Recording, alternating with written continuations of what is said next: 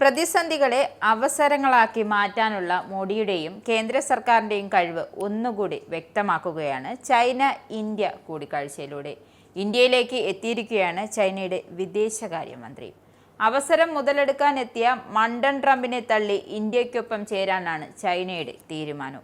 എന്തായാലും ചൈനയുടെ ഈ തീരുമാനം ഇന്ത്യ അംഗീകരിക്കുന്നുണ്ട് എങ്കിലും പറയാനുള്ളത് പറയും. അതാണ് ഇന്ത്യ പറഞ്ഞു വരുന്നത് ചൈനയുടെ കഴിഞ്ഞകാല പ്രവൃത്തിയെക്കുറിച്ചാണ്. അതായത് ഭീകരതയോടുള്ള ഇന്ത്യയുടെ നിലപാട് എപ്പോഴും കൃത്യമാണ്. ഭീകരതയെ വെച്ചു പൊറുപ്പിക്കില്ല എന്നതാണ് മോദി നയിക്കുന്ന ഇന്ത്യയുടെ നിലപാട്. ആ നിലപാടിലൂടെയാണ് ഇന്ത്യ മുന്നോട്ട് കൊണ്ടുപോകുന്നതും.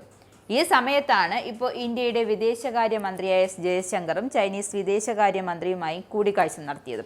ചൈനയുടെ കയ്യിലിരിപ്പ് ഇന്ത്യക്കിട്ട് എങ്ങനെ പണിയാമെന്ന കണക്കുകൂട്ടലും അതുകൊണ്ടാണ് പാകിസ്ഥാന് വേണ്ട ആയുധങ്ങളൊക്കെ ഇന്ത്യക്കെതിരെ പ്രയോഗിക്കാൻ ചൈന കൊടുക്കാൻ തീരുമാനിച്ചത്. ഇതിന്റെ ഭാഗമായിട്ടായിരുന്നു കഴിഞ്ഞ ദിവസം പാകിസ്ഥാന് ചൈന അന്തർവാഹിനി കൈമാറിയിരുന്നു. ഇന്ത്യയെ തകർക്കുക എന്ന ഗൂഢലക്ഷ്യത്തോടെ ചൈന ഈ കണ്ട അന്തർവാഹിനികളൊക്കെ പാകിസ്ഥാന് കൊടുക്കുന്നത്. പക്ഷെ ഇതുകൊണ്ടൊന്നും ചൈനയുടെ മനസ്സിലിരിപ്പ് നടക്കാൻ പോകുന്നില്ല. അത് നല്ല വ്യക്തവും കൃത്യവുമായ ഭാഷയിൽ ചൈന അങ്ങ് പറഞ്ഞു കേൾപ്പിച്ചിട്ടുണ്ട് ഇന്ത്യ. അത് മനസ്സിലാവുന്ന തരത്തിലൊക്കെ മനസ്സിലാക്കിയാൽ ചൈനയ്ക്ക് കൊള്ളാം. ഇല്ലെങ്കിൽ ഇന്ത്യയുടെ വക നല്ല പണികൾ ചൈന വാങ്ങിക്കൂട്ടുമെന്ന കാര്യത്തിന് സംശയമില്ല. എന്തായാലും ചൈനയുടെ പ്രവൃത്തികൾക്ക് നല്ല അസൽ താക്കീത് നൽകിയിരിക്കുകയാണ് ഇന്ത്യൻ വിദേശകാര്യമന്ത്രി ജയശങ്കർ. കൂടിക്കാഴ്ചയിൽ താക്കീത് നൽകുന്നതിനോടൊപ്പം ഇരു രാജ്യങ്ങളും തമ്മിലുള്ള അതിർത്തി പ്രശ്നങ്ങളും മറ്റ് തർക്ക വിഷയങ്ങളെക്കുറിച്ചും ഇരു നേതാക്കളും ചർച്ച ചെയ്തു. ഇന്ത്യയും ചൈനയും തമ്മിലുള്ള ബന്ധം കൂടുതൽ പുനഃസ്ഥാപിക്കുന്നതിനും സഹകരണം ഉറപ്പാക്കുന്നതിനും ഇരുവരും ചർച്ച ചെയ്തു. അഭിപ്രായ വ്യത്യാസങ്ങൾ ഇരു രാജ്യങ്ങളും തമ്മിലുള്ള തർക്ക വിഷയങ്ങളുമായി മാറരുതെന്നും ജയശങ്കർ വാങ്ങിനെ അറിയിച്ചിട്ടുണ്ട്. ഭീകരതയ്ക്കെതിരെയുള്ള പോരാട്ടത്തിനാണ് തങ്ങൾ മുൻഗണന നൽകുന്നത്. എന്നാൽ അവിടെയാണ് പ്രശ്നങ്ങൾ ഉയരുന്നത്. എങ്ങനെ ഭീകരതയെ ഉയർത്തിക്കൊണ്ടുവരാം, അതിനായി എന്തൊക്കെ ചെയ്യാമെന്നൊക്കെയാണ് ചൈന ചിന്തിക്കുന്നത്. അതിർത്തി സംഘർഷങ്ങൾക്ക് പ്രധാനപ്പെട്ട പ്രശ്നമാണ്. അതിർത്തി പ്രശ്നങ്ങളിൽ സമാധാനവും ശാന്തിയും നിലനിർത്തേണ്ടത് അനിവാര്യമാണെന്നും ജയശങ്കർ വ്യക്തമാക്കുന്നു. 2 ദിവസത്തെ സന്ദർശനത്തിനായി കഴിഞ്ഞ ദിവസമാണ് വാങ് ഇന്ത്യയിലെത്തിയത്. എന്തായാലും ഇന്ത്യയുടെ പ്രത്യേക പ്രതിനിധി ദേശീയ സുരക്ഷാ ഉപദേഷ്ടാവ് അജിത് ഡോവലും വാങ്ങും തമ്മിൽ അതിർത്തി പ്രശ്നങ്ങൾ ചർച്ച ചെയ്യും. ഇക്കാര്യം ജയശങ്കർ വ്യക്തമാക്കിയിട്ടുണ്ട്. അതിർത്തി പ്രശ്നങ്ങളിൽ സംയുക്തമായി സമാധാനവും ശാന്തിയും നിലനിർത്താനുള്ള ഉത്തരവാദിത്വമാണ് ഊഷ്മളമായ ബന്ധത്തിന്റെ അടിസ്ഥാനമെന്നും സംഘർഷം ലഘൂകരിക്കുകയും പ്രക്രിയ മുന്നോട്ട് കൊണ്ടുപോകേണ്ടത് അത്യാവശ്യമാണെന്നും അദ്ദേഹം പറയുന്നു.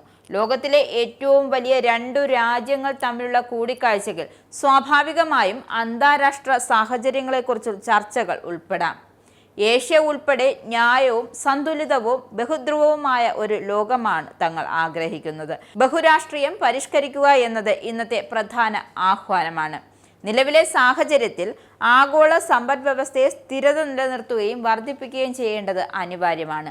അജിത് ഡോവലുമായുള്ള അതിർത്തി പ്രശ്നങ്ങളെക്കുറിച്ചുള്ള പ്രത്യേക പ്രതിനിധികളുടെ 24ാമത് റൗണ്ട് ചർച്ചകൾ പങ്കെടുക്കാനായാണ് വാങ് 2 ദിവസത്തെ ഇന്ത്യ സന്ദർശനം ആരംഭിച്ചത്.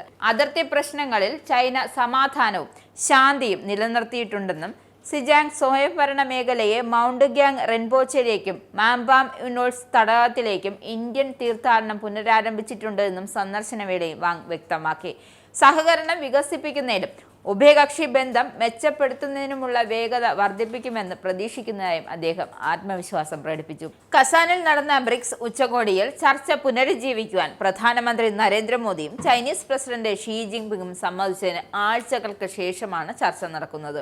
കഴിഞ്ഞ ഡിസംബറിൽ അജിത് ഡോവൽ ചൈന സന്ദർശിച്ചിരുന്നു. ഓഗസ്റ്റ് 31 മുതൽ സെപ്റ്റംബർ 1 വരെയായിരുന്നു ടിയാജിനിൽ നടക്കുന്ന ഷാങ്ഹായ് സഹകരണ സംഘടന ഉച്ചകോടിയിൽ പങ്കെടുക്കാൻ പ്രധാനമന്ത്രി മോദി ചൈനയിലേക്ക് പോകുന്നതിന് മുന്നോടിയായ വാങ്ങിന്റെ സന്ദർശനവും. ഇരു നേതാക്കളും തമ്മിലുള്ള ധാരണകൾ നടപ്പിലാക്കുക, ഉന്നതതല ആശയവിനിമയങ്ങൾ നിലനിർത്തുക, രാഷ്ട്രീയ വിശ്വാസം വർദ്ധിപ്പിക്കുക, സഹകരണം വികസിപ്പിക്കുക, ഉഭയകക്ഷി ബന്ധങ്ങളുടെ സുസ്ഥിരമായ വികസനം ഉറപ്പാക്കുന്നതിന് വ്യത്യസ്തങ്ങളായ ശരിയായ കാര്യങ്ങൾ ചെയ്യുക എന്നീ ലക്ഷ്യങ്ങളാണ് വാങ്ങിന്റെ സന്ദർശനത്തിന്റെ ലക്ഷ്യമെന്നും ചൈനീസ് വിദേശകാര്യ മന്ത്രാലയ വക്താവ് വ്യക്തമാക്കുന്നുണ്ട്. ഇസ്രായേലിന്റെ 5 സൈനിക താവളങ്ങളിൽ കനത്ത നാശനഷ്ടം. മോദി വെളിപ്പെടുത്തുന്ന ഇന്ത്യയുടെ വികസനത്തിന്റെ മയക്കുമരുന്ന് വിൽപ്പനയ്ക്കെതിരെ ശക്തമായ നടപടിയെടുത്ത് ഷാർജ പോലീസ്.